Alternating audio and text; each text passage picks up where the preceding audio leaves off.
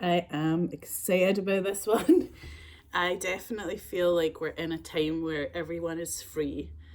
Everybody has had their dreams come true in a funny way, in unique ways. Everybody I know has had things that they manifested and were dreaming about when they were children or teenagers come to fruition now. And it's a good thing. I want to talk about a film I did. Go back, take you guys back. This is a story about a crystal healing that I'm just pouring water here, Scottish water. It's not anything exciting.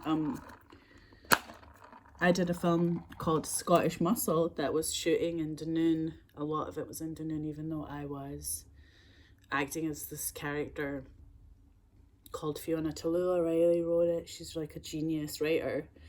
She had me on a vision board and I went to her house and she was like, this is my dream for us to do this film together. And I was like, this is so funny because I just made a film called Always Worthy with Amberly Coulson about a vision board. That entire film is about Amberly Coulson's vision board. So it was so female female empowerment is like a, to put it lightly, basically. It's a good way to describe it, though. It was female. I did Always Worthy, which was really female empowered with Amberly Coulson, genius as well, and then did Scottish Muscle, and we were filming Scottish Muscle in Scotland, and this is 10 years ago at least. So I remember being in Dunoon and like not having a full stomach. Like I felt very hungry on that film. I don't know how to describe it. Like day to day, there's not a lot of like supermarkets or like places you can go. By the time we'd finished shooting our 16-hour, 12-hour days on a film, everything in Dunoon was shut. Like there was no like chip shop open. Nothing was open for us. No pub was open. So I just remember like going to sleep hungry. Like it was like an Airbnb I was staying at or something, and it was definitely closed as well. There was no like breakfast in time for us when we woke up at crack of dawn to go to set. I just loved that film. I loved acting in that film. I loved being Fiona. I'm very sober. I don't drink. I don't do drugs. I don't smoke. I don't vape. I don't do anything. My vice is water and soda water. And Tallulah's the same. Like she doesn't drink, but also she was like she kind of introduced me to mocktails, and I was like, oh yeah, like I can sit here and have like a fun cocktail, but it's not a cocktail. It's just completely like fruit juices. And I love fruit juices, but I also like loved being part of that. I love that she had that vision and it was such a clear vision. And I just remember everyone acting in it, like loving everybody's performance. But I remember knowing I was going back to Los Angeles and looking and looking and looking, and whenever I would get back to LA, like I would never tell anybody that I arrived back. I just would come back and like get over jet lag and stuff, and then say like then announce my arrival after like a few weeks. So I remember booking this place, like a place with someone that I hadn't met before. I had not met this lady. Let's call her Azalea. She was not someone I had met, but I made a booking from Scotland to go have what I thought was like a massage with her or something. But it wasn't. I didn't realize what I had booked when I booked it, but I just had booked it from this place of, oh my god, I need to, when I get back to LA, like I need to get self-care to the max. And I don't even remember landing in LA, that time. There's so many times where I would land in California and just be like, wow, I love America, And I don't know if I was tired or what was happening, but I might have been a little like spaced out. And then I arrived to this place in Los Angeles. And it was, so you know where it kind of was, it was downtown. And I drove myself there, and I like go into this room with this lady, and it was all white, beautiful crystals everywhere, and in these amazing like glass cabinets. And I remember saying to this lady, hi, you know. And she was sort of very familiar with me. Like, she's a crystal master, obviously, so she wasn't, I don't even know if she would call herself that. She wasn't anything other than really humble, but also talking to me as if I was a crystal master, even though the only crystal I had ever received at that time was from my niece Tara when Tara was in Steiner school when she was like 5. Tara gave me like a Tara gave me a rose quartz crystal. And I was like, this is cool, but I had no idea the power of what that child gave me. Tara gave me so much in my life. She still gives me so much energy. Very loving energy. Very stable, loving energy. But I hope I give that back to her, but I also was standing there, you know, talking to this lady, and she just kind of described what was going to happen. She was like, we'll be going in this healing, like, you'll be, I don't know if she was like, I'll put crystals on you, you know what I mean? Like, you'll be lying down. She didn't like necessarily explain anything. I don't think she explained it to me. She was just like assuming I knew what was happening. You know, it was kind of like someone who knows, is like a master in like mathematics or physics, like talking about quantum physics to someone that they assume is also like has a PhD in it. And I was like doing 1 + 1 = 2, you know what I mean? Like, I was like, huh, okay. Like, yeah, I was open to everything, but also didn't know what the hell was going on, which is like probably the best beginner's mind you could ever have, but also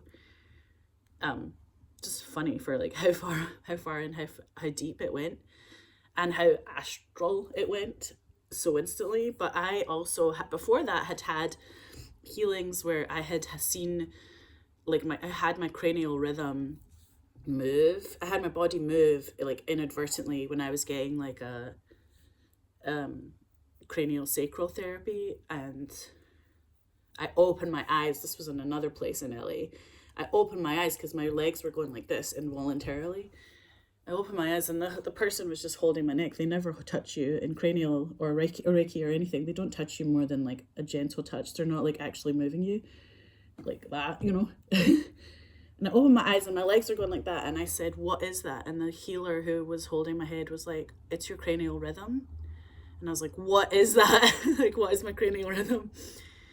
And she was like, it's okay. And I was like, okay. And I realized that there's this thing called unwinding that the body does, where you kind of from your bottom of your spine to the top of your head, it's like it is like a snake. It's like a DNA. It's like our DNA spiral, this healing spiral that happens where you unwind all the tension of whatever it means to be a human being, and dancers do it. Everyone's kind of like unwinding all the time. Kids are always unwinding. Like, if you see people on the street, sometimes they're unwinding. Sometimes people standing in a queue are unwinding, and you actually see it when you know what it is, but I didn't know what it was. And also it's involuntary, so you're not moving your body. So that thing that my body was moving itself and I wasn't moving it, to me felt very like the deepest thing that had ever happened to me up until that point. So I didn't care about like labels or ideas. I wasn't like trying to rationalize anything. I just had only done, I think I'd only done like a couple. Yeah, I'd only done like 3 films at that point as a director, and I was going to do 15. But I didn't know that. Like, I thought I had done 3, and I was like, that's good. And I had so many ideas. I had so many ideas for other films. And Azalea said, you know, part of the healing and after the healing, she was like, you know, there's this thing called cubic pyrite where it's like an actual cube. Because pyrite, the crystal, is very good for artists. It gives you ideas. It helps you focus or whatever, inspires you. But if you're an artist with like 1,000 ideas that haven't come to fruition yet, you need cubic pyrite, because cubic pyrite grows out the ground in the shape of a cube. I can show you guys what it looks like, but it's incredibly helpful to artists because you finish it. People who have been making things forever have taken cubes from nature. Like, I know we think that some guy invented a cube in mathematics in his head, but that's not how it works. Like, we all know cubes come from nature. It's in our it's in our soul to know that. So when you see Cubic Pyrite, everyone goes, I know that guy. Like, I know him, I know her, I know these, I know this is like part of it's so familiar to me, like a friend. Cubic Pyrite looked like a really nice friend that I have known for a really long time to me. When I saw it, I was like, oh yeah, I need that definitely. And when she gave it to me, I was like, executed a film, executed another film. I did like 2 films a year or 1 film a year, and then TV shows like Girls and Glow for Netflix. Like, I was in Girls and did all these jobs because the Cubic Pyrite was like dun dun dun dun, it's like ticking all the boxes for you. It's why we put films in a screen. It's why you're watching me on a screen just now, like you guys are watching me in a cube, in a square.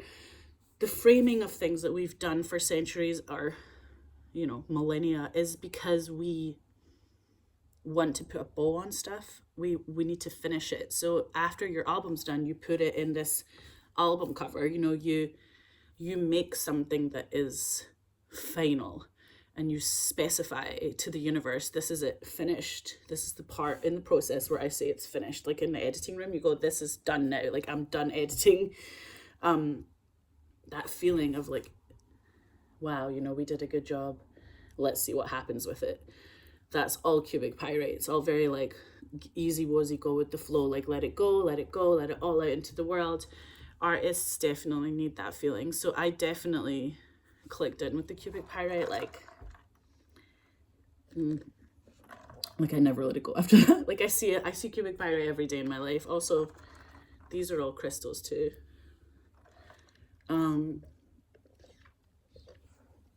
But anyway, back to Azalea's healing room. I thought it would be like a half an hour or an hour thing, or, you know, 15 minutes or something. So she was like, I'm gonna, like, she didn't even say, but I think, or maybe she did say that she was gonna write stuff down that I was saying, because I was gonna have something to tell her during the process. And so if you guys want to imagine it, it was kind of like not being hypnotized, because it wasn't that, but like it was me still in my body, lying on a table, and she put crystals on me. Obviously she probably put like a little purple one here, amethyst. There's a past life one that looks like an hourglass, because it's like it just looks so beautiful, the past life one, like, oh my god. They're all like so beautiful. Just checking. So I was just checking something. So anyway, the thing that had also happened to me was I had been diagnosed or told that I had the HD gene, which Lucy Walker and I made a incredibly award-winning film about that. I was the subject of that documentary because I called Lucy and I said, yo, I know you're like winning Oscars, winning Emmys and stuff, but like I have this, and I knew her kind of from Sundance, because I sent all my films went to Sundance. They were narrative films. Good Dick and all my films, like they were stories based off scripts I wrote, but also Lucy was doing something else, which was like being a filmmaker and a journalist, or a documentarian. Like I would never and have never directed documentary because I don't know how to do it. Lucy does. So I phoned her and I was like, yo, I know that like you're busy, but I have this thing going on and I think you should make a documentary about me. And she was like, no, I really don't have any time, by the way, because I'm like, she has like 5,000 things on her plate at any time. She was like, but I'll listen to you anyway. I told her what I was going through, and then she was like, right, well, let's start filming tomorrow. The instant I said what I was going through. And I love that switch between like, I don't have time to, okay, yeah, holy shit, that's intense. I'll be there. But we were just like bosom buddies, and like that film, A Lion's Mouth Opens, is based on this Bob Dylan poem that I know off by heart, which is about Woody Guthrie, which is about Huntington's disease, because Woody Guthrie had Huntington's disease. And I learned that like 25-page poem as a 14-year-old in Glasgow, like living in Maryhill for a second, being like, what the hell is going on? And like my dad had Huntington's disease and I just didn't know what the fuck to do. So I was like, I'm going to learn this poem because Bob Dylan made sense of it from Woody Guthrie, or for Woody Guthrie, through words. So I'll make sense of it through words. And that's sort of how the art of Lion's Mouth Opens came about, was we somehow fucking tried to make sense of everything. But there was a lot of like fear around that, you know, there was a lot of taboos. Like when I was in Dunoon doing Scottish Muscle, someone said like you won't be insurable as a director if you come out as someone who has the HD gene. And I was like, that's bullshit, you know. But also I was like, maybe that's true. So there was a lot of like fear around it at the time, and people saying like, don't do it, like don't talk about it, you know. And my life has been people telling me don't talk about it, and me kind of going, I think I want to talk about it.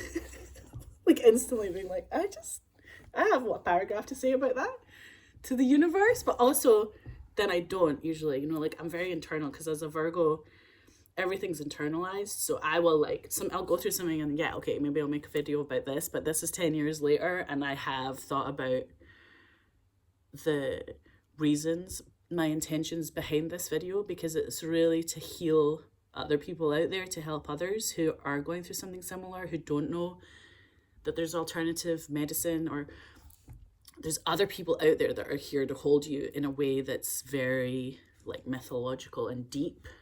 It's a deep connection. It's like a divine union that you're gonna have, like in collaboration in work, or in collaboration in making something creatively, or in collaboration on a personal level. Like there is this connection we're meant to have with one another. We're meant to like teach each other how to open a coconut and shit like that, you know what I mean? Like we're supposed to know stuff like that.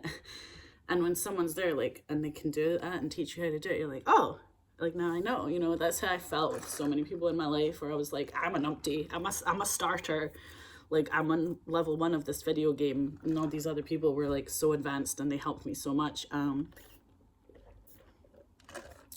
So that was another thing, like I wanted to honor people that I had met in my life and not blab about it or something.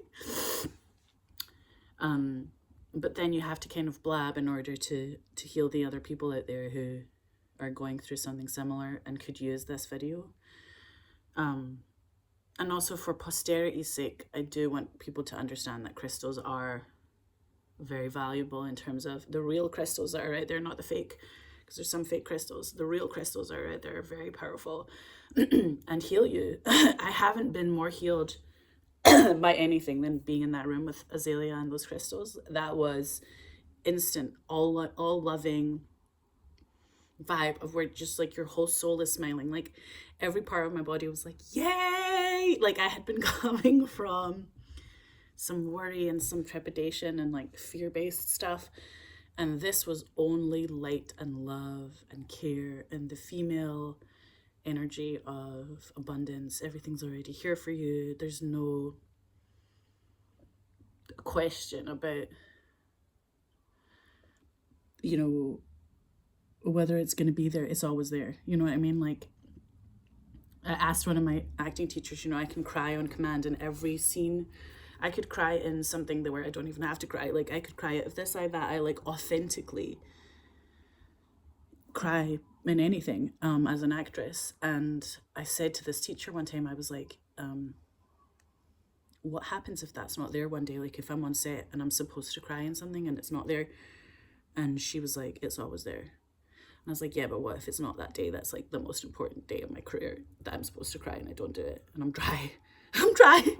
She was like, no, it's always there, Mariana. And I was like, oh, it's always there. And she was like, yeah, it's always there. It's always there. It's always there. It's always there. And she and I kept saying it's always there back and forth until we just had this moment of like kind of divine bliss where we literally like ascended with each other in that feeling of like, it's okay. And it's always okay, actually, especially for creatives and artists. There's no panic. Like there's no such thing as writer's block. There's no such thing as, I mean, like Stephen Pressfield wrote The War of Art a long time ago. We all know that.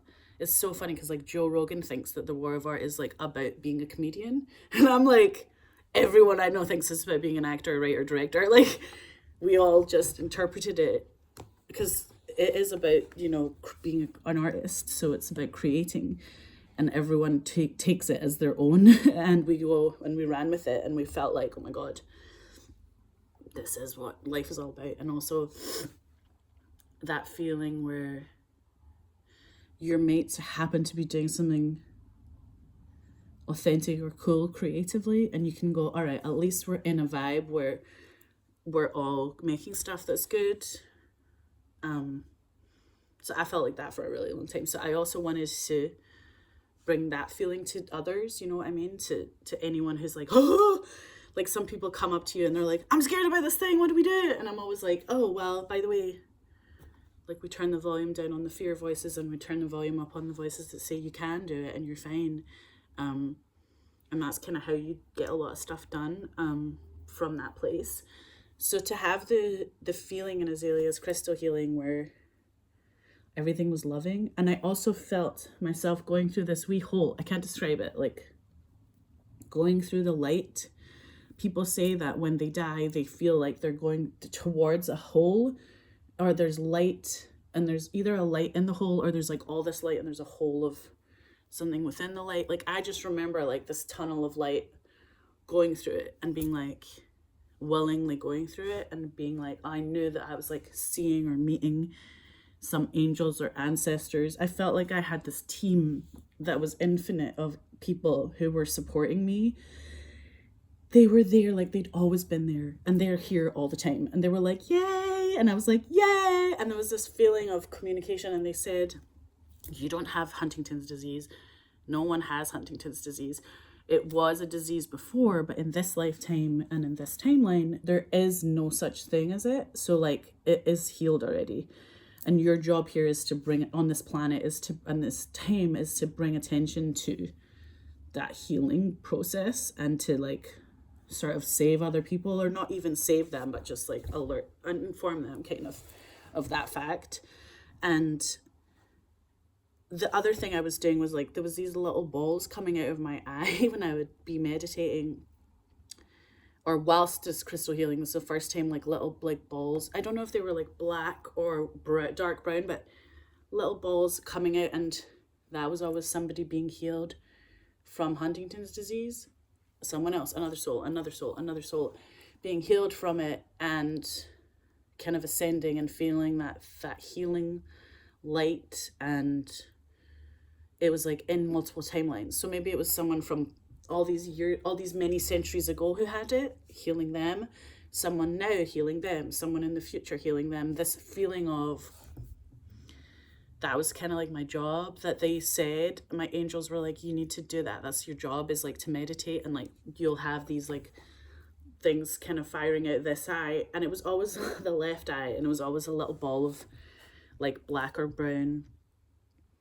Like it just looked like a grain of sand or something that I would see. And that would be this thing where it was this feeling of, it was almost like cleaning up. I mean, as a Virgo, I was like, this is awesome. I love this. I could do it forever. I was like, yes, this is my role. Like, give it to me. Because it's like, when someone has like a dirty house, I'm like, why?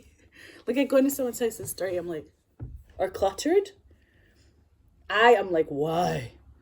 Like other people, or I don't know if it's like a male female thing, some dudes love clutter because it like doesn't bother them. For women, a lot of women I know are like stressed out by clutter.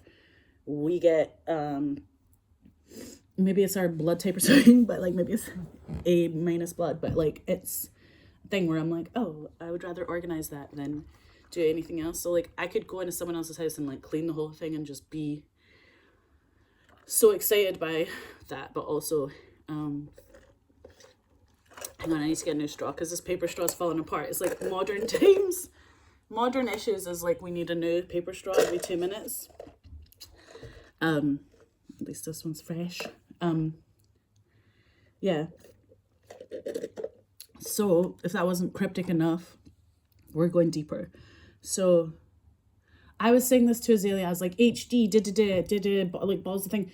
I don't know what I was saying to her, but she was writing it down. And when I was talking about Huntington's disease, I just called it HD because Azalea didn't even know my last. I don't even think she didn't know my last name. She didn't know she probably said Mariana a couple times, but she didn't know anything. Like she didn't know I was like working as an actress. She didn't know anything about my life. She didn't know that I had like been in a play or not. Like, do you know what I mean? Like to me, everything was very important. Like every play I ever did, but like Azalea was like, didn't give a shit about anything to do with that. Like she's on another level. She's literally in a different part of the universe.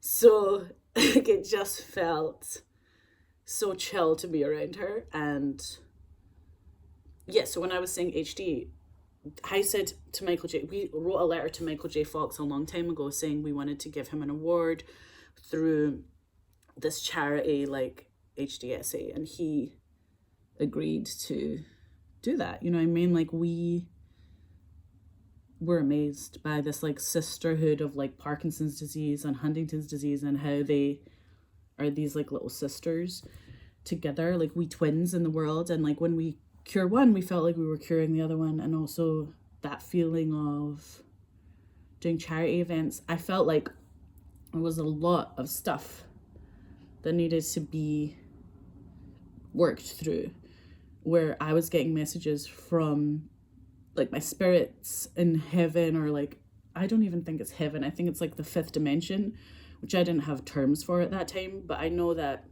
and above, but I know that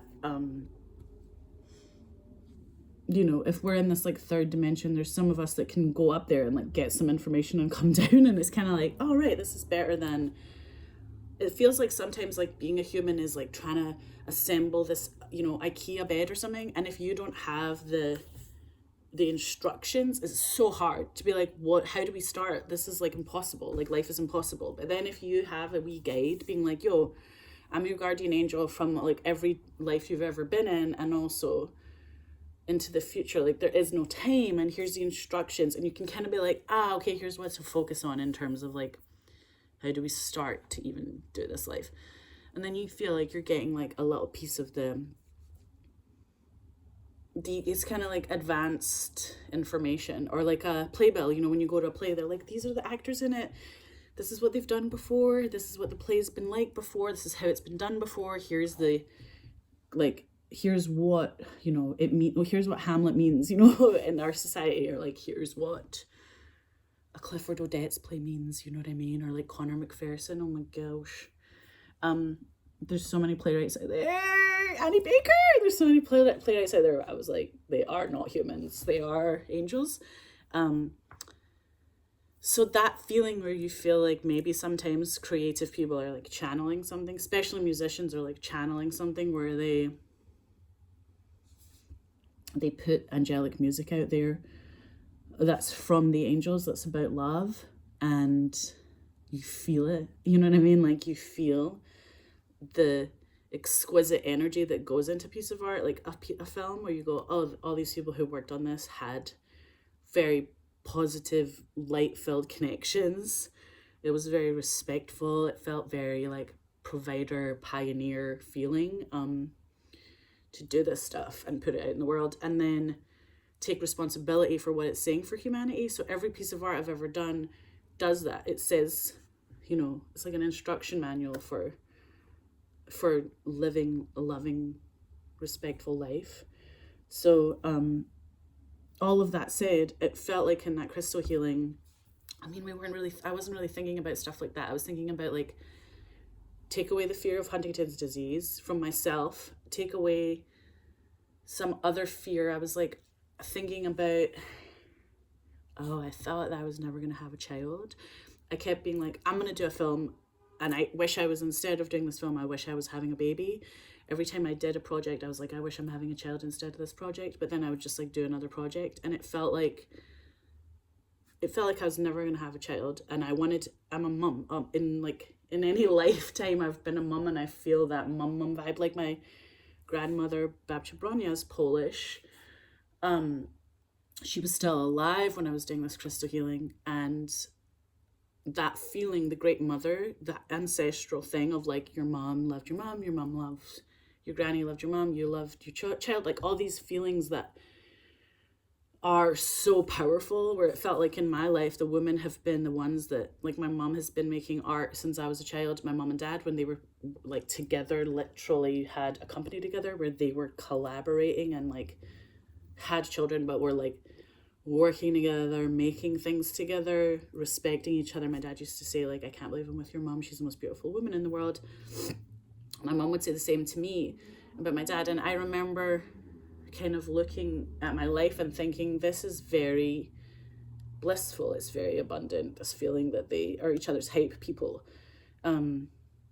is wonderful that they have this like obsession with each other and joy for each other, and can make stuff together. So I feel like all of those things were part of, kind of handed down from my grandmother to my mom, where it's just like this woman, my grandmother, it was so beautiful, like didn't know it, you know what I mean, like there was no such thing in my family as like being an egotistical, like this thing of like showing off as a woman, but like it was definitely like their souls are beautiful. Like I think my mom took my picture and made me feel like with her Nikon camera that she was taking candid shots of me. It wasn't like smile for the camera. I mean, sometimes if it was like the first day of school or something, she was like smile for the camera, and I'd be like what does that mean? Because you never said that before. But she would always like take a picture of me when I was doing something, like engaged in something. So I understood that my value as a human or a woman was like, or as a female was like, when I do something interesting that has value, like how are you adding to the world? How are you healing the world? How are you helping the world? How you know what I mean? Like, just my mom was so on everything. Well, she's so on it, and she's so beautiful and such a beautiful artist, and made a poetry book and did all this stuff. Like she's so famous. She's like published poet, and people know her. Like I get stopped on the street and people are like, "Are you Basha's daughter?" And I'm like, "Yes, I am." And people used to stop my mom on the street and say, "This is so nice. You're looking after your mother's children." And my mom was like, "No, I'm actually these are my children," because she looked like a teenager her whole life. She was so like just gorgeous forever, and like people thought that my grandmother was my mom all the time because everyone was so young. So I don't know, like when I was hanging with my gran, people thought that was my mom, even though she's my granny. It's hard to explain. But anyway, that feeling where it's like this feeling of like inevitable, like joyful vibes. Like I remember saying to my maternal grandmother, Babcia Bronya, I was like, oh, who would cook for everyone and have these like Sundays of like abundance. She didn't even call it that. She was just like, we're making so much stuff on Sunday, everyone come over. And she would feed like everybody. She made so much Polish food, and she would say, yo, if I ever said anything about like feeling trepidatious or something, she was always like, well, you know, you're always been the brave one, you're the brave one, she called me a white witch, like from childhood. I don't even think she said like Biała Baba Yaga. She didn't say Biała. What did she say in Polish? I don't even know what she told me, but it was all in Polish, and she was like, what the term was, but it was kind of like light worker. You're a light worker. Like she told Babcia Bronya was like, I'm a light worker and you're a light worker, so like I understand you. Do you know what I mean? And I was like, yeah, I understand you too. So it was this like very connected relationship where I felt like I was her and she was me. So there was just this feeling that like I could do anything. I was very supported by the light and very supported, and that means a very different thing to a kid than like there's nothing going on, there's no, you know what I mean, like there's nothing out there, like don't think there's a God or that anyone's looking after you, because you got to look after yourself. Like there's a feeling of like you're gonna be okay, it's okay, that I literally got from so many family members. And so anyway, in the crystal healing, this is such a long story. In the crystal healing, get ready, there's so much more. I don't even think, yeah, my dad had died at that point. I think my dad had died. I don't know if Babcia Bronya had died or yet. No, Babcia Bronya had not died because I had just done Scottish Muscle. So Babcia Bronya was still alive because she came to like the premiere of Neds with me and stuff. Like I was in Neds and I took Babcia I took her as my +1 to the like premiere of Neds, and Babcia Bronya was like, yes. So cute. And so like she also came to set with Peter Mullen, and I was like, they're best mates, because he always came over to our house to like hang out with her and like see her, because he just loved her cooking and stuff, and he was always like best mates with her. But like family members, like Mullen and I have had work together since I was very young. He's always kind of like, when I met him, I had written him this letter when I was 16. I wrote him a letter saying like, if any of us can do 5% of what your performance was in My Name is Joe, then we're going to be great. I was like, it's so inspiring to me. Like, I'm going to New York, I'm going to like study theater, and I'm going to be like this like stage actress, but I want you to know that like I'm doing it because of you showing us like the way with my name is your performance and my name is Joe. And I was gonna never send it to him because I wrote it in my diary. This is like how telepathic and like clairvoyant. I don't know if Mullen is clairvoyant. I am definitely. So I was like, whoa, when this happened. I had just in the last week written that when I was on holiday. And then I had written it in my diary, a letter to Mullen to Peter Mullen, that I would never send him because it was just in a diary. And then I was like on Byers Road walking. And I had a tan from the holiday and was like, that's Peter Mullen. Like the day I landed back in Glasgow as a 16-year-old. And I was like, hi. And he was talking to, his daughter Mary was with him. And she was like, I think she was like 7 or something at the time. And she was kind of going like this on his arm because she wanted to go. Like, she was like, get us out of here. Stop talking to people. That thing where kids are like, let's go. And I said to Mullen, hi, I'm Mariana. I just wrote you a letter, by the way. And I said some random stuff. And then he was like, well, send me the letter. This is my... He wrote on a pencil. He wrote with a pencil on a piece of paper his like office address. He gave it to me. He was like, send it to me. I'll read it. And I was like, oh, okay. And I did, and he did. And then he phoned me. I don't know if he phoned my mum's house or he phoned somewhere, but he like found us. I can't remember how funny the story is because somehow he found us, or he like phoned my phone number, which I had left on the letter, not assuming he would ever phone me. But I was like, hi. And when he said, this is Peter Mullen, I think I was like, this is my cousin. I was like, fuck off. Like I said, I think it's my cousin. Like, is this Juliana? Like, fuck you, Juliana. Like, I just told you that I sent Mullen a letter. Like, why are you making fun of it? Like, just... I was like, that's a shitty Peter Mullen impression. I don't know if that's how the story went, but I feel like he phoned around. I don't know if he was like phoning Nancy Smiley's. He was phoning a lot of places to like find it, because Palka's an unusual name for Glasgow. I don't know how he found my number or if I left it on the letter. He can confirm that. But I remember being like, this is fucked. I can't even believe that you like want to hang with me. Like, that's insane. But he was like, no, like, let's chat about work before you leave, because I had the whole summer before. This was like June, and it was like I wasn't leaving for New York until September. So he was like showing me Kubrick films in his office about like the mastery of cinema. Like he was like he was pausing Kubrick movies and being like, this is why he's a great director, and like explaining it to me, and me being like taking it all in like a IV drip. Like I was like sucking it all up. He gave me like a camera to take pictures while I was gone. He gave me like, it was like this master student like perfect relationship where I was like, I am learning everything. And then he would like hang with my grandmother, because I was like, obviously he was writing the Magdalene Sisters, and I think he needed to like be inspired by the mind of a teenage girl a wee bit and go, hang on a minute, they are so free now. Like Mariana can kind of like do anything she wants to and say anything she wants to. I had made a little film. I did like some film about like my family, and it was like me with a rose talking about something, and I don't know if I like put the rose in my mouth or something.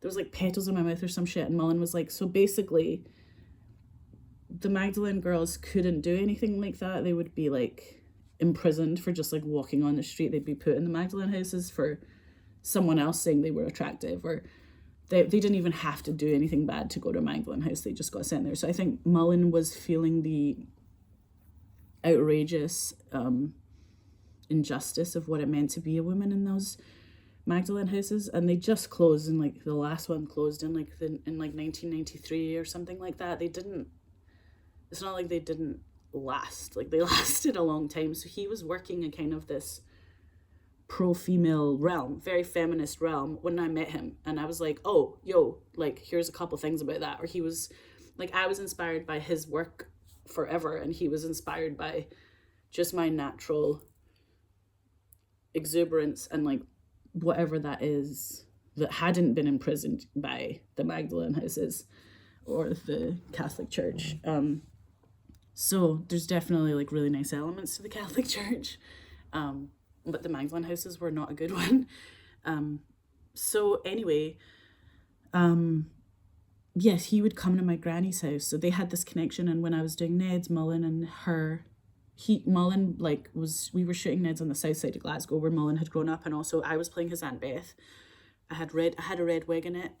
I had like red eyebrows as well. I had to like dye my eyebrows every morning.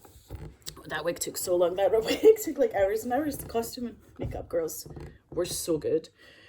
Like so good. And just nice ladies. And I wanted to hang with them forever. I was like, oh, these are my new best pals.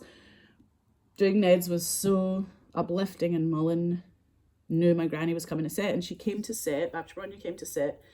Mullen put her in his director's chair. He walked to the sound guy. He gave her this is like his best pal, I mean, and I was like, oh my god.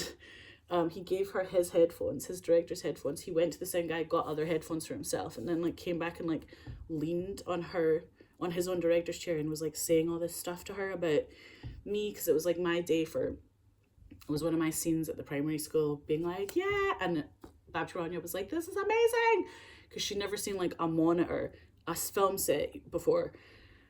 It was so cool. And also just this thing of like, I don't know, like she birthed my mom birthed me, and that's why that was happening. It wasn't an insignificant thing. And Mullen like honoring mums, the great mum grannies, like that thing where Mullen knew all that stuff about it too. He knew this feeling of, I don't know, like you just learn so much from the way people are, what their actions are, how they treat people on set, how sweet they are. Like I'm always nice to everybody, their grannies, like their cousins. I'm nice to like every PA. I'm nice to like people who are there as like interns for the first day, because that's their first day on a film set. Do you know what I mean? That's like, you have to like guide that beginner's mind and make sure they use it, and we respect them. It's like they're kind of like above us in a funny way. It's not like we're above them or there's anything other than that going on, where you kind of want to put them on the pedestal so they feel like seen and heard, and then they can go on and do that for others. That was always my vibe. And I always felt like oh my god, yes, this has been 42 minutes so far. Hang on. I always felt like there was a reason why I went into the crystal healing room. So then it felt like I had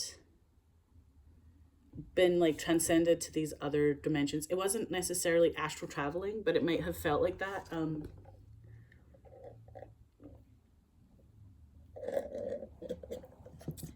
Because obviously my body was still in the room, in the crystal healing room, but it did feel like I was in heaven. That was my experience at the time. That was my word for it, that I had passed that tunnel and felt like I'm in heaven now. And it felt like I could talk to dead people. Like, it felt like I could talk to my dad. It felt like who was in heaven. It felt like I could talk to people who were there to support me, you know what I mean, it felt like they were all kind of partying. Like, you know what I mean, like they were eating oysters and there was like this champagne drunk feeling. They weren't drinking alcohol, but there was this feeling of like bliss, and everything being loving, and everything being forgiven, and everything being just, whatever the stress is, it's like that's gone already. Whatever the like tension was in the body, it's gone already. Like whatever was a problem, like I was like, I'm never gonna have a child, I feel like I felt this big long story about how I wanted to be this mom. The only thing I ever wanted to do was be a mom, and I knew I was never going to have a child, and I felt guilty and worried and all this shame around that. And I felt like the worry of that was like almost destroying me. Like it was killing me in my daily life. Like these things that we carry are so heavy as humans and on this planet. And I was like and oh yes, it was this blissful, joyful feeling where I had all this like purpose now, and I was gonna like, I knew I was gonna somehow like go back and work it and like put it in the world, this information. And right when I was about to leave, John, who had died, came and was in heaven, came to me, and he said, Mariana, and his voice was this voice of, John was also like a very in my experience, a very loving person in my life, like very much a father figure. I felt like his adopted family. But also, like, on a creative level, he was really keen to make sure that he used to say to me, like, I want your precious, it's like your precious dream, it should come true. Like, don't, like, if something happened, if something bad had happened in Scotland, I'd be like, yo, I have to go back to fix this thing, like, back in Scotland with my family, or like something with my niece, or something, like, my niece needs me. I think I was saying my niece needs me. I have to go back to Scotland and like live with her every day and like raise her. I felt that need. And he said to me, no, like, you don't have to do that. You need to stay in California, and you need to, I can't believe he said this to me. Like, he was so correct. And when he was alive, he said this. I was like, what?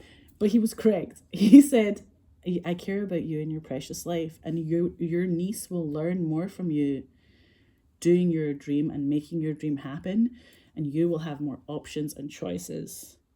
It's better for her to see you in like this, having your dream come true and making it all work for yourself, than it would be for you to be like making her porridge every morning, and like you gave up your dream to hang with her. Like, that's not the lesson she's gonna want from you when she's like a teenager. And I was like, how do you know this? How do you know that's true? And I also felt it was true. So I was like, how did you know that? And he said to me in like my real life, and his, when he was still alive, he was like, I felt like that too as a person. Like, I felt like, you know, you felt like you need to be there every day and like care for everyone in your family. And then it's kind of like, actually, maybe the best thing to do is care for them by going and doing the job and coming back and having more stuff to offer them, more support, more things that will bring you both more light and joy and abundance, like true abundance, as opposed to this idea that if you're just like caring for them every single day, which everybody does need it. Like, if people are in trouble, they need a carer, they need someone to be there. We feel like we need bodyguards in this life. And then there's this other story that he was so aware of, kind of from this like angelic point of view of like the higher purpose. Like, what an astute thing to tell me. So I just remember he said stuff like that to me like all the time. He was just like so, and he's so excited. He had this voice that was like, I used to do an American accent when I would explain what he was saying to me. Honey, you're gonna be fine. Honey, you're gonna be great. Honey, you're amazing. Like, that voice was how excited he was in life about like going to get an ice cream. Nicest dude, chillest vibe, and a feeling of like everything's funny. Like, there's so much to be said for like everything's funny all the time. That was like true comedy to me too. That idea that like, oh no, like I was watching a film with him. I don't know if it was like at Jurassic Park, or we were going to see a film sitting in the cinema. I think this was, I don't even know if this was like in Hawaii. I think it was probably in Hawaii. We were on holiday and being like in the cinema, and it was a commercial or a TV advert, or a cinema advert for like, my words are not working today. It was for like an I think it was for a Jurassic Park. Before Bryce Howard was in them. It was for a Jurassic Park film, and it was like, who have they come for? Who have they come for? And that was like the last thing in the advert, and we're all just like sitting there in the dark looking at the screen, and John says out loud so everyone can hear, they've come for us. And he only said it so that we would laugh. And I just remember like pissing my pants, being like, why is he the funniest thing in the whole planet? Like, why is he just like actively hilarious at all times? That thing where like everything is up for a joke, like everything can be made fun of, it was so liberating, as well as like a young artist just being like, oh, that's great, you know. And like being so serious, because you're so serious when you're like 20, we're all so serious, we're like, this is how it is, this is how it is, this is what we're scared of, like, we can't be like those people, but we want to be like these people, so we better do it right. But you have this like panic in that realm, because you've just come out of being a teenager where everything was wrong, and everything was shadow. So you feel like this energy of like, how are we ever going to make it work? And then do you see other people who are older going into that thing that John would do for me? He would go, it's fine. Like, don't worry about it. So that was my connection with him in real life. So when he died, it felt like very, like it felt very wrong that he died young. It felt like someone robbed the house. Like it felt like, oh my God, we've become bankrupt from this feeling where excuse me, but like how the fuck would anyone take him so young, and why? Like there's no benefit to that feeling of when someone dies younger than they should. You just are like, oh man, it's so annoying. But his presence in that like realm when I was in the crystal healing, his like coming in at the last minute going, hi honey, hi, it's me. And me hearing his voice, just hearing his voice after he'd been dead for a few years was such a relief, being like, oh yeah, like I remember like the resonant sound of that loving, like a paternal feeling where you go, oh, like, yeah, there he is, like we're gonna be all right, you know? But he was like, it's so great to see you, or whatever he was saying. And he was like instantly so joyful. And he said, you know, you've been really messed up.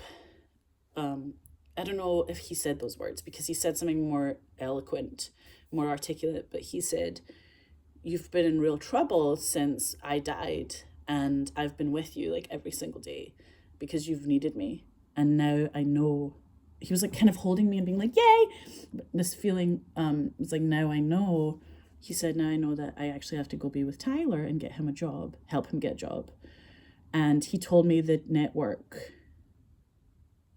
that he was going to get a job with, like the channel, the TV channel that Tyler was going to get a job with. And he was like, that's what I'm going to do now. And I was like, yes, like go do that. That's cool. Like, thanks for everything or something. I don't know what we were saying, but it was like this back and forth. And then it was an energy back and forth where it was like a telepathic. This is the important part of this whole healing. Everything that was told to me was like telepathic. It wasn't like text messages or something. It was like, it wasn't written down. It was like la la la la la la la la la la la. Like it felt like this full on information coming back and forth, but like energy, telepathy of like goodness coming back and forth, messages of like very clear messages. And he was like, yeah, I'm gonna go be with Tyler and he could help him get that job. And he was like, and you're gonna be fine. He said literally these words to me in the message. It was, you're gonna have a daughter and she's gonna be beautiful. And I was like taking that in and just going like, like I took it in from this place of like, yes, thank you. And I can't even remember if he said anything else because I was like, what are the lottery numbers? No,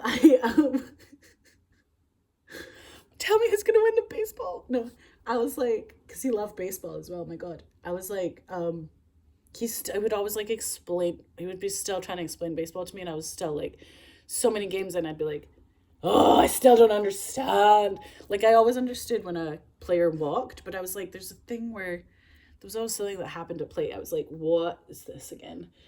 Like whatever. I remember like always asking him and him always being like, remember I told you that last time? And me being like, I know, but I still didn't remember what it was.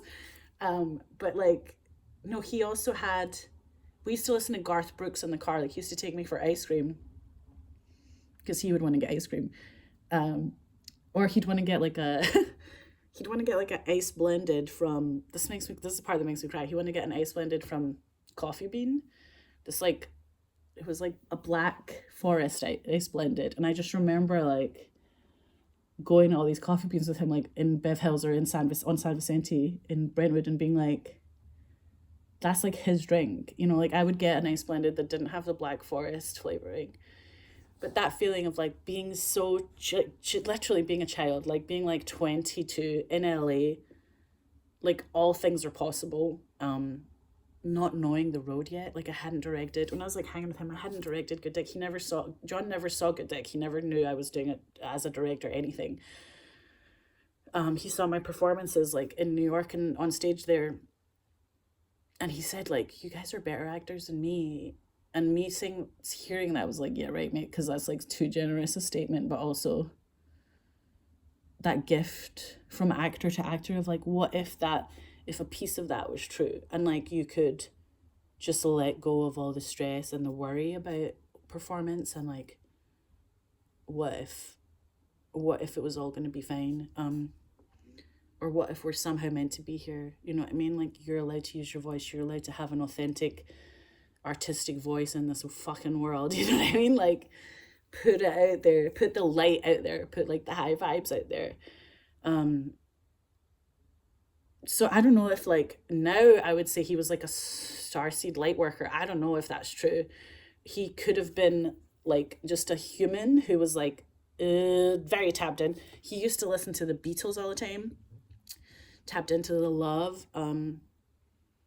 I just remember feeling like, you know, that generation, and even thinking this about Ron Howard and Cheryl Howard, their like love, their pure love for each other had this feeling from when they like met. Like, they met so many decades ago and brought with them this like experience of the 60s, that love, everyone's gonna be okay, we all love each other, that feeling where we're in bliss, and we're like, they were trying to heal the whole world, that generation. And then they realized maybe that they couldn't heal the world, and they had to like just make money in the 80s or something.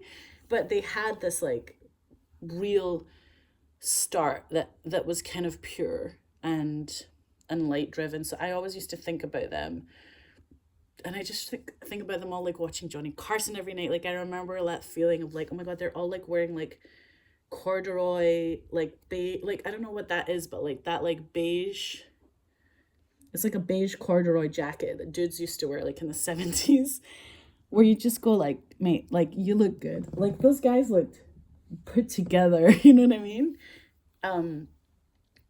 Like, they sometimes have these like striped corduroy jackets. I don't know, man. There's something about the velvet on a guy, like beige velvet, where you like, correct, that's what men were supposed to wear. It's almost like golden, it looks golden. So anyway, I just remember feeling like that message from John was so clear, but I couldn't say it to anyone. Like, after the healing, Azalea didn't know anything about anyone in my life. She probably didn't even know like I was from Scotland. She didn't know anything. So I was like, she was like, here's what happened, we're gonna review it. And I think she said like HD, that thing, and then this thing, and then this message and this message. She said it to me as she had been writing it down, and I was like, all right, so was that like 5 minutes? It felt like 5 minutes. And Azalea said, no, it's been like 4.5 hours.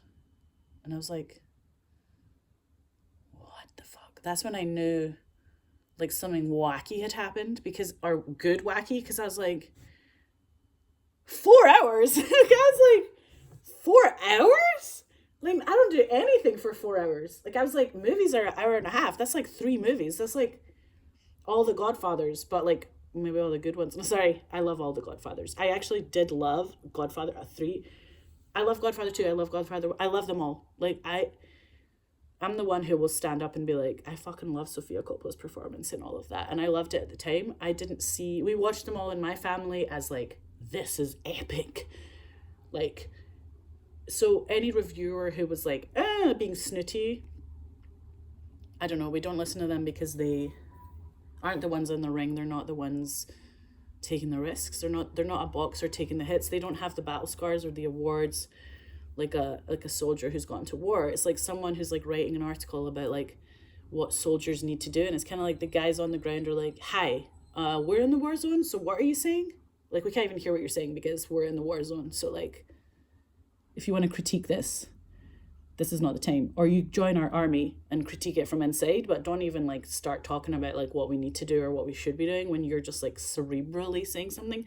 The only reviewer I respect in my life is Anthony Lane, because Anthony Lane, Daphne Javich and I used to like read Anthony Lane like it was, obviously everything he ever wrote was gospel, but he used to review for the New Yorker, and we would just read it like there was no tomorrow. Like, every line, he was English, but he's like such a genius in America. So I love that combination where you came in America and you like did it joyfully. The American dream came true for you. You made it work. Like, I always felt like I love America. When I was 17, I was in New York. I was like on the stage being like, are you joking me? Like, I am on a stage in America off Broadway. Like, this is my life. Like, I can't believe this is happening. And then everyone's so nice to you. Like, every New Yorker is like, you're a New Yorker. And you're like, yes. And then you go to like California and they're like, yo, all your dreams can come true, you know? And it feels like there's a place in the sun where you can like be chilled out. Feels like, you know, these writers from the States called in, you know what I mean? Like Fitzgerald, they called in this like wild artistic feeling where you can be like, yeah, we're going to make this stuff work. We're going to do these, we're going to make our dream come true. Like the green light is actually in us and it's very real. It's not out of us far away that we long for. That was my message from the green light. I don't know what you guys think about it. You're like, it's a longing for, it's an emptiness. But anyway, I feel that feeling where Azalea also said to me, there's so much that happened to you, and also you need to ground yourself now, so you need to eat a lot of like red meat. And I went across the street and I got like a steak, and I ate like so much steak that I've never even been able to like downplay how like much steak I ate that day. I was so hungry, and like her ideas of like grounding the energy and bringing it down to this realm, she was really saying like bring this to third dimension and feel it. So then I felt like everything was going to be fine. I also didn't want to like tell everyone I'm the perfect messenger for all this, because I wasn't going to be like, let me text everyone and say I had like crystal healing where John talked to me from heaven and like, here's what he said. I didn't want to, my dad from heaven, who's dead, said this stuff to me about HD. I didn't want to like advertise it, because that's like what the opposite of the point of it was. So I felt like it was a time to process it as opposed to, and honor it as opposed to speak of it. I couldn't even talk about it. Like if you'd asked me for like months, years after it happened, the first few years after it happened, if you said like, did you have a crystal healing and like what happened, I would never have spoken about it. In a relation, in a friendship, I would never have been like, yeah, you know, these are the people that spoke to me from heaven or the fifth dimension or whatever. My angels have this stuff to say to me. I didn't say it because I felt such a shift in my life, such a shift in my heart. It was like all forgiveness, all love, all the time. Because I felt that feeling like I had enough shit to do. I was like going to be healing all these people from the HD people from different timelines. So that's what I would do. I spent my days meditating, healing all the HD Huntington's disease people from different timelines. Oh, fuck, I forgot the most important part. How would I forget this? So the angels, before John came and told me about the baby, the angels came in and said, this is before I even did Glow. This is before I did anything physical in my work, other than plays. The angels said, Mariana, you had a past life. They said, Simone. And I don't know if they were saying Simone Simon or I was saying Simone Simon. Like when Azalea wrote it down, she didn't know what it was. Because my Scottish accent with Simone makes it Simone Simon. But it was Simone. And they said like you are connected to her from a past life, or you are her in a past life, or you slept with her in a past life, or like whatever it is. There was no like clarity in the message. It was just like, this person is the message. And I had never fucking heard of this person before. Like if you asked me anything before that, I would have been like, I don't understand what you're saying. I'd never met a Simone. I never met anyone with the last name Simon. Nothing like that. So I was like, what? But they said you had, in the past lives, you and your husband had been entertaining people. You had been entertaining like the troops. You had been entertaining like millions of people, the whole planet, with your dance routine, with the man of your dreams, with your husband. You had many children together, like 11 or 12 or 20 or whatever. Like, you had so many children together, and you also danced together. And he would throw you, and you would always land on your left leg. Your left side was like the grounder. And it would always, and you would never be like injured. You would always be like landing on that power leg. And it was always like very beautiful.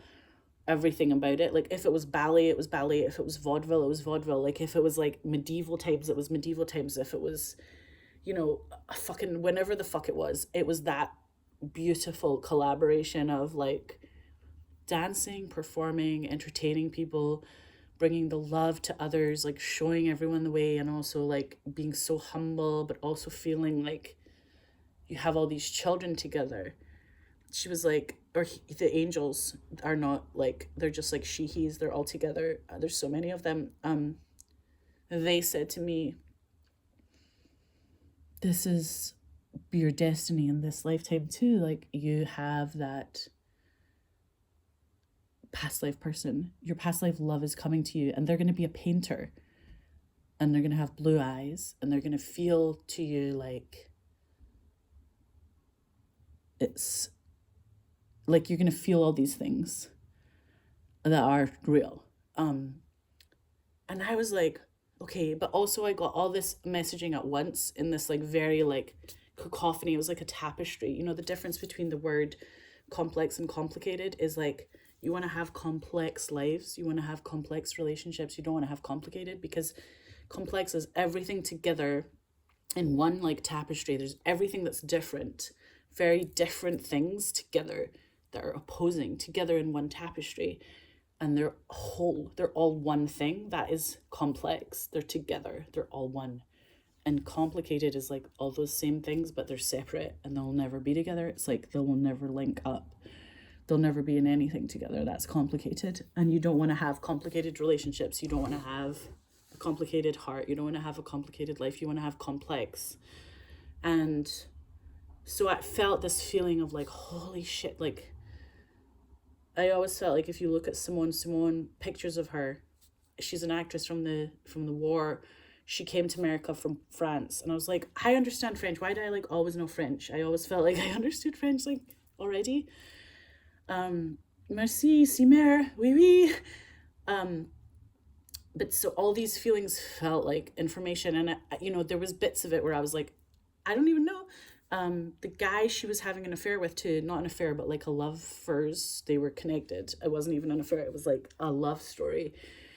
He was a guy who was Serbian. He was someone who's very tall and like very beautiful, very well dressed. He was very much the guy that Ian Fleming like based 007 on. I can't remember that guy's name. I can see his face right now, and I can't remember his name.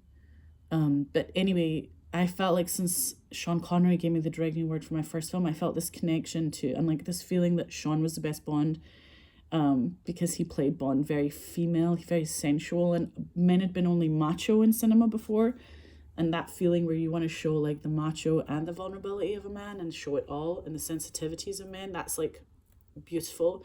And in cinema to see strong women who are also vulnerable instead of just like a weak woman or a very strong woman, you like show it all, because we're all of it. And it's very truthful. So I felt like, oh, this feeling of like trying to, I don't know, like it was like years or months after where I was looking through Simone movies, and she did a film about a cat, I did a film about a dog, like I did Bitch, that was like all about Sundance. I went to Sundance with Elijah Wood and Josh Waller and like Daniel Noah, and you just go like, oh my god, like SpectreVision made such beautiful stuff. And then I got to like go to Elijah's house in Austin, and like I had all these like 100% like I woke up in his spare room and I was like, oh my god, there were so many ladybirds on me, and I was like, what the fuck is this? And I remember thinking maybe this has something to do with the crystal healing, and how am I going to explain this to Elijah Wood, who's like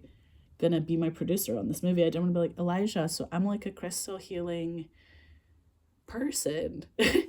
Or I was like, hey, Elijah, I don't know, I didn't want to be like, I believe in past lives, and like I don't want to freak anyone out, so I like didn't tell them anything, but also this is my crystal from that place. This is the most important one I got. They're all important. I don't know how to say, but it's very valuable to me, because it has this little dip in it for my little finger, so I can like always carry it. I sleep with this. I have it next to me. It's so perfect for like if you have a period. It feels like great when you're ovulating. It feels great when you've got a period. It feels great for every time you're doing anything. You just go, holy fucking shit, man, like that was real. But anyway, I feel like the crazy thing about it is I said to Tyler years and years later, I told him about like the whole fucking thing of the crystal healing, the entire fucking story. I told Tyler the whole thing. And that John was with him, like after I had been messed up, John was with me for a long time, and then he went to Tyler to get him a job at that network. And I told Tyler the name of the network, and Tyler either was like, holy shit, like that's kind of in the works right now, or he was like, yeah, it felt like that too for him, like that his dad was with him. And I felt like being able to say that was just true at the time. It didn't feel like, oh, too early or misplaced. It wasn't like the wrong timing when I said it. I said it at the right time, because I couldn't have said it when I had the healing. Like I knew I couldn't have said it when I had the healing, because I couldn't even fucking put words together. I couldn't put a sentence together. But it was just felt like, okay, when that Tyler, for me, it felt like when that Tyler piece worked out, it felt like, okay, so probably John from Heaven is correct, at least about the Tyler stories. And like, that's cool, or that message was cool and blessed and correct. And then when I had like this thing where, holy shit, you know, I felt like when I had this child here in this realm, I got pregnant on this planet. I couldn't tell my doctor the entire story of like my whole life and this hour and a half and the 4 hours of the healing. And I would go back to Azalea and I would be like, oh my God, I'm healing all these timelines. I'm going and I'm like healing all this stuff. And I'm like healing, curing HD and all these different realms. And I can feel it from the future to the past. And there's no time. Time's not a straight line. And Azalea was like, Mariana, you're not grounded. You need to bring it down. Like, you're too high. Like, you can't live in, she said to me, you can't live in the, like, from here, you can't, like, live from here. You have to live from your, like, stomach and your, like, root chakra. You have to be grounded in your body here. And you have to make the shit come true from your body here. There's no use, like, healing other timelines and going to these other places. You need to be in this dimension, fixing all the shit that's like needing fixed right now. Like, this is an important thing. And I remember saying to her, like, okay. And then I, like, literally the next time I saw her, I told her all the shit about, like, well, actually I have like 17 jobs now, and like these movies that I had told her about that were ideas. Like, I had like 20 movie ideas, and then they all were like coming to fruition and had been made. And it felt like the like pyrite, the cubic pyrite was helping with that. It felt like I was like grounded and like a little more realistic about things, less airy fairy. I'm going to show you guys the cubic pyrite just while we're here, because I really feel it. Oh my god, it's exciting to show you guys the cubic pyrite at the end of this, because it's in the other room.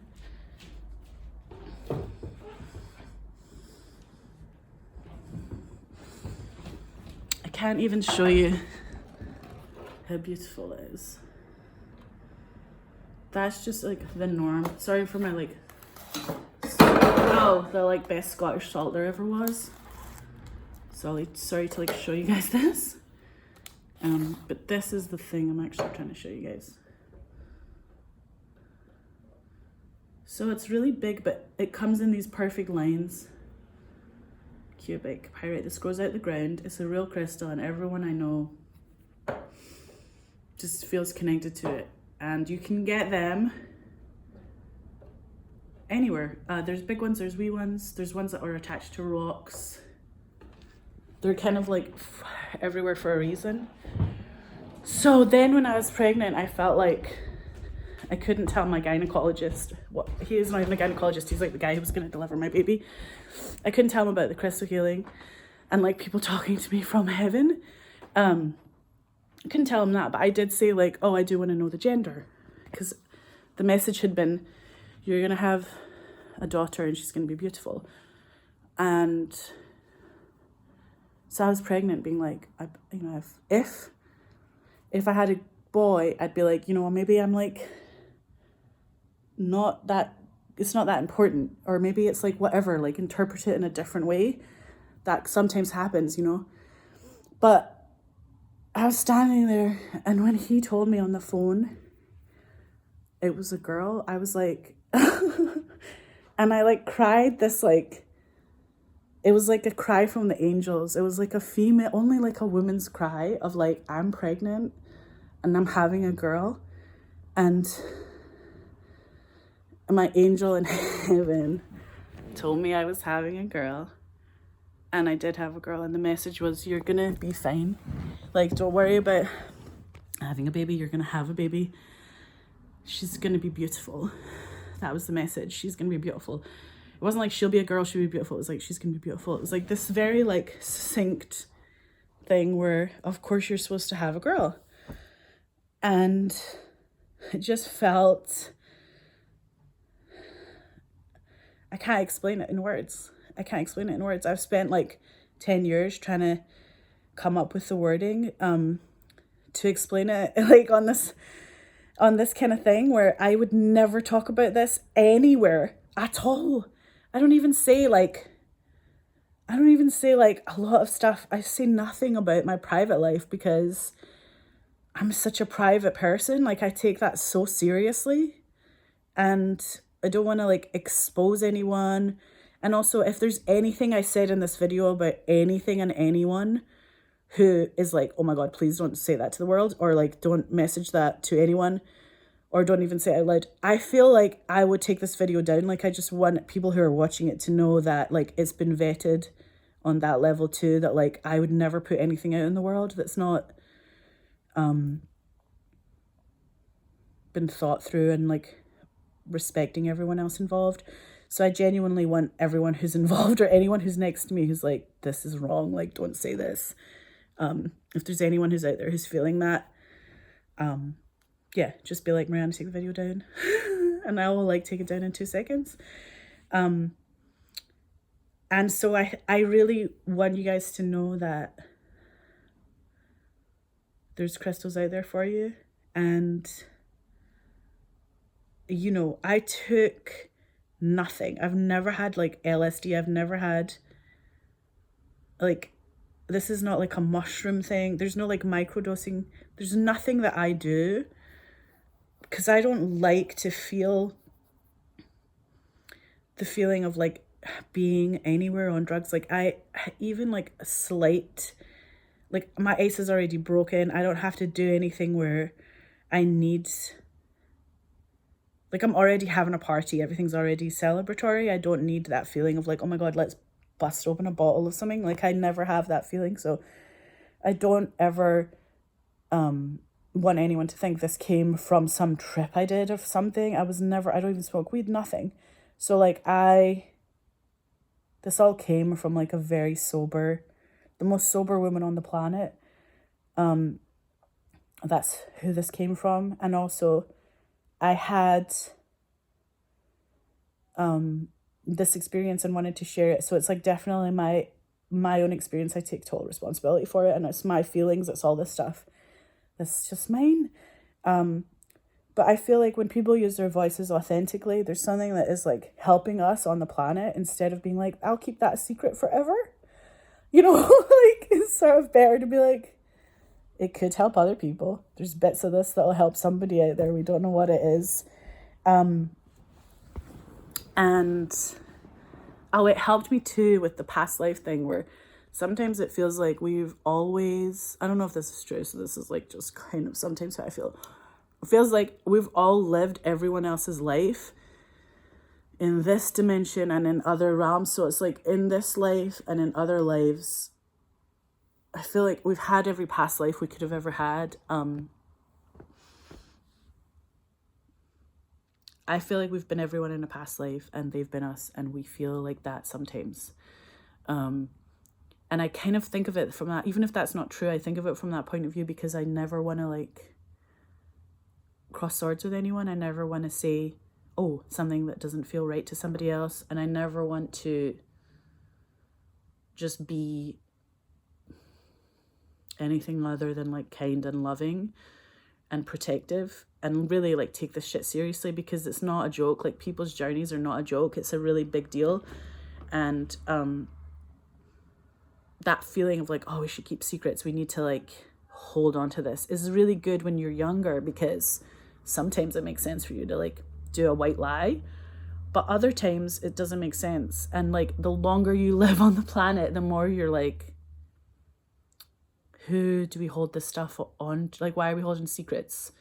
Like, who are we holding it for, kind of thing? Like, just spew it out and see what happens, because other people are going to benefit just even from that sensation of releasing the truth and feeling like it's in a realm and a zone where it can't even be, like, it won't be misinterpreted, it probably won't be corrupted, because it comes from such a pure place. And so all of that said, like there's so many like people out there that don't know what the hell they're talking about when it comes to the crystals. So like, if you guys have any questions about this, or anyone's like, what the hell happened actually to you, yeah, it's easy to find me on Instagram, and you could be like, yo, what is it again? And I'll be like, this is definitely, if you have any clarifications you need in these comments as well, like, I'm here for it. So I also feel like it's been like enough time has passed where we're all open to these ideas now. And that was back in like 10 years ago, where like nobody was talking about anything like this. People weren't even talking about like psychedelic trips they'd had, because I feel like I got to this place that everyone else goes to with like really serious drugs. Like, ashwagandha is not the one I'm talking about. I take ashwagandha, come on. Sometimes I take ashwagandha. Some of my cinematographers, my female cinematographers, are like, I take ashwagandha, they need it. I'm like, I don't need it that much, guys. I have matcha. The thing that they do in Manaus, sometimes people go and they take, the word I can't remember. It's gonna come to me. But they take this drug because it's in the rainforest, and it's very like part of the rainforest vibes, but also it makes you puke if you don't take it in the correct way and stuff like that. So I never wanted to or needed to do stuff like that. I was already taking it, getting these huge messages from the crystals, and feeling like I've got so many crystals in my life now. I can't even explain how many crystals I have. I'm gonna try and think of that word for the rest of time. The word for Graham Hancock's always talking about it, because he took it.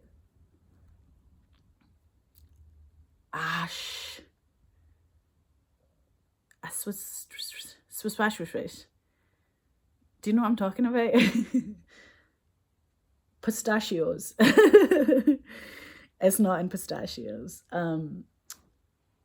Ashwagandha. No, that's not it.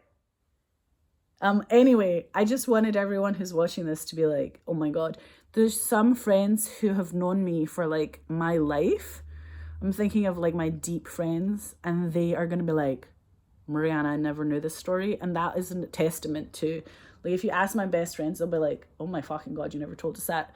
Because I have kept this crystal healing to myself. Like, I wanted it to be as sacred. I took it as sacred as it was intended. The information was given to me in a very like loving, forgiving, sacred way, and I wanted to put it out in the world when I was ready to do it in that way too, and say it in a loving and sacred kind of ritual way, where it feels sweet and good and okay and true.